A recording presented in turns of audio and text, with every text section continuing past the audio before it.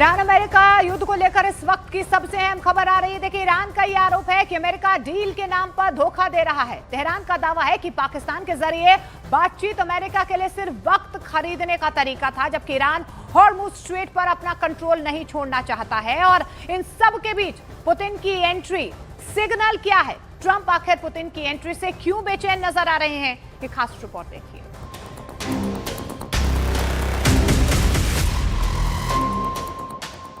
रूस जो यूक्रेन युद्ध में उलझा है, लेकिन मिडिल ईस्ट में उसकी चालें और तेज हो गई हैं। पुतिन खुलकर नहीं, लेकिन रणनीतिक तरीके से ईरान के करीब आते दिखाई दे रहे हैं।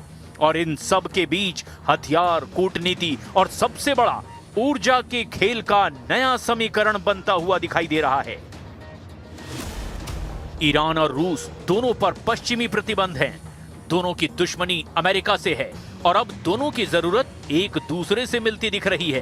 तो क्या ये सिर्फ बातचीत है या फिर एक नया एंटी अमेरिका ब्लॉक तैयार हो रहा है? Очень надеемся на то, что, опираясь вот на это мужество и стремление к независимости, иранский народ пройдет под руководством нового лидера этот сложный период испытаний и наступит мир. ईरानी विदेश मंत्री अब्बास अराक्ची पाकिस्तान और ओमान के बाद रूस पहुंच चुके हैं। मॉस्को और सेंट पीटर्सबर्ग में रूस के नेतृत्व के साथ उनकी बातचीत जंग, स्ट्रेट ऑफ हॉर्मुज़ और अमेरिका के साथ चल रही डेडलॉक पर टिकी है।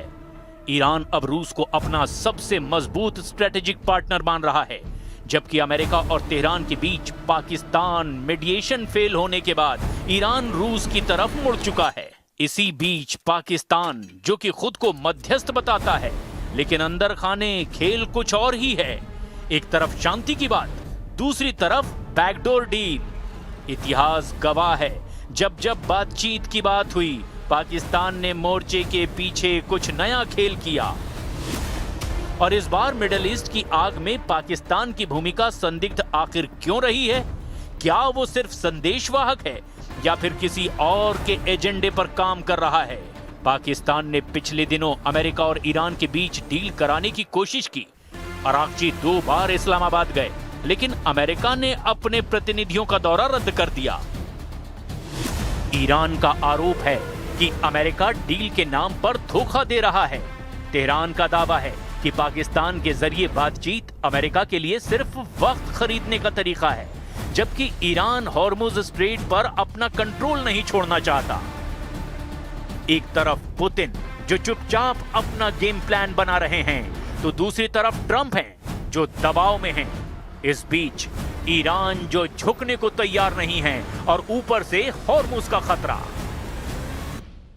زیاده‌خواهی که انجام دادن و رویکردهای غلطی که اتخاذ کردن لازم بود که برای بررسی آخرین وضعیت ما مشورت‌هایی رو با دوستانمون در پاکستان داشته باشیم.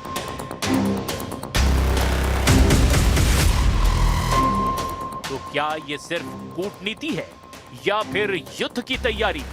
क्या पुतिन मिडिल ईस्ट में नया किंग मेकर बन रहे हैं? और क्या अमेरिका का खेल अब खत्म होने की तरफ है? मिडिल ईस्ट का ये खेल अब सिर्फ इलाकों का संघर्ष नहीं रहा, ये बन चुका है सुपर पावर बनाम सुपर पावर, जहां हर चाल दुनिया का भविष्य तय कर सकती है।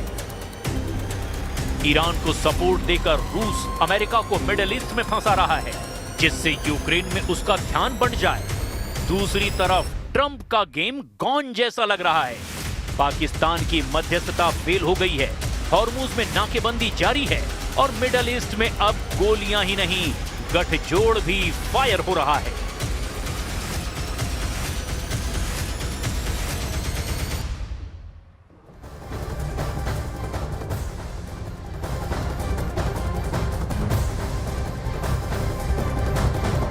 और ईरान के साथ चल रही सीज फायर के बीच डोनाल्ड ट्रंप ने ईरान को बहुत बड़ी चेतावनी दे दी है। ट्रंप ने यह कह दिया है कि ईरान के पास युद्ध खत्म करने के लिए सीज फायर पर सहमत होने के लिए सिर्फ 2 ही दिन बाकी हैं, नहीं तो ईरान की तेल पाइपलाइन में ब्लास्ट होगा। एक बार फिर से यहां पर ट्रंप की तरफ से धमकाया गया है। ट्रंप ने यह बयान वॉशिंगटन में अपने ऊपर हुए हमलों के बाद दिया है।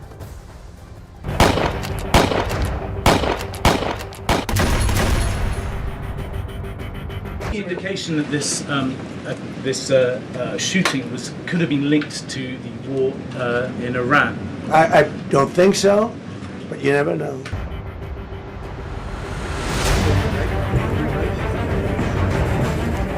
छब्बीस अप्रैल को वॉशिंगटन में पत्रकारों के साथ डिनर कार्यक्रम में हुए हमले के बाद से ही अमेरिकी राष्ट्रपति ट्रंप का गुस्सा 7वें आसमान पर है और उनका ये क्रोध उतरा ईरान पर। उन्होंने ऐसी चेतावनी दे दी जिससे तेहरान की नींद उड़ गई। फॉक्स न्यूज से बातचीत में ट्रंप ने कहा, ईरान के पास युद्ध खत्म करने के लिए सीज फायर पर सहमत होने के लिए सिर्फ 3 दिन हैं, नहीं तो उसकी तेल पाइपलाइन में ब्लास्ट हो जाएगा।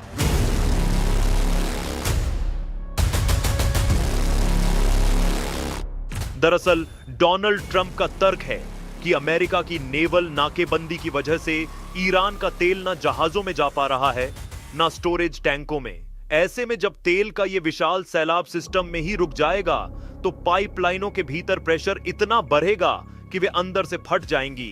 ट्रंप की यह चेतावनी सिर्फ एक धमकी नहीं बल्कि ईरान की अर्थव्यवस्था को हमेशा के लिए तबाह करने का ब्लूप्रिंट है। ट्रंप का दावा है कि अगर ये पाइपलाइनें एक बार फटी तो इन्हें दोबारा पहले जैसा बनाना नामुमकिन होगा। इनकी कैपेसिटी आधी रह जाएगी। दरअसल पश्चिमी मीडिया के दावे के मुताबिक अमेरिकी राष्ट्रपति डोनाल्ड ट्रंप ने ईरान के चारों ओर ऐसा नौसैनिक जाल बुना है जिससे निकल पाना अब उसके लिए नामुमकिन सा लगता है। दावा यह किया जा रहा है कि इस नेवल ब्लॉकेड ने ईरान की अर्थव्यवस्था की रीढ़ तोड़ दी है। एक रिपोर्ट के मुताबिक ईरान को इस नेवल नाकेबंदी से हर दिन करीब 4,600 करोड़ रुपए का नुकसान हो रहा है। अमेरिकी सेंट्रल कमांड के 10,000 से ज्यादा जवान और दर्जनों युद्धपोत हॉर्मुज की लहरों पर पहरा दे रहे हैं। पेंटागन की रिपोर्ट के मुताबिक समुद्री नाकेबंदी के बाद ईरान के कई जहाजों को बीच समंदर में ही रोक दिया गया। रिपोर्ट्स की माने तो ईरान का 92% बड़ा नौसैनिक बेड़ा और 66% मिसाइल ड्रोन प्रोडक्शन साइट्स पहले ही अमेरिकी हमलों में तबाह हो चुके हैं। इसीलिए अब ट्रंप का अगला निशाना ईरान की वो पाइपलाइनें हैं जो उसकी तिजोरी भरती हैं। अमेरिकी राष्ट्रपति ट्रंप इससे पहले भी कई बार ईरान को ऐसी धमकी दे चुके हैं। ऐसे में सवाल ये है कि क्या ईरान ट्रंप के इस ऑन ऑयल प्रेशर गेम के आगे घुटने टेकेगा या फिर अगले 72 घंटों में खाड़ी के देशों में तेल की आग एक नया वैश्विक संकट खड़ा कर देगी।